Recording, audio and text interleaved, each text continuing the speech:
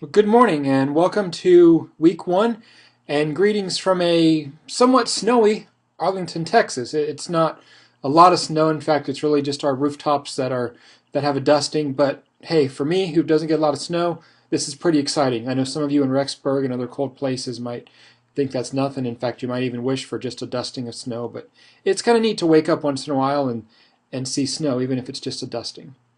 But that's not what I came here for.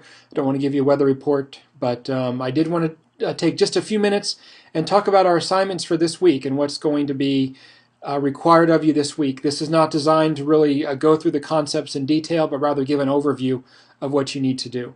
So let's get started. Bear with me here while I switch my screen. Okay. So when you come to the website each week, but this week we're in particular, you'll see something like this. It starts out by giving you what the outcomes are, or really what are the objectives, what are we trying to help you to understand for this week. So in other words, what's the purpose? Now you'll see as you scroll down that there's a few readings that you need to do, and certainly it's recommended that you read all the material first. And so you'll have chapter 1 in the textbook to read, as well as chapter 2, and also pages 26 and 28 of chapter 3. There's also some information here on this website on the marketing mix, which is basically the 4 P's of marketing: product, price, place, and promotion.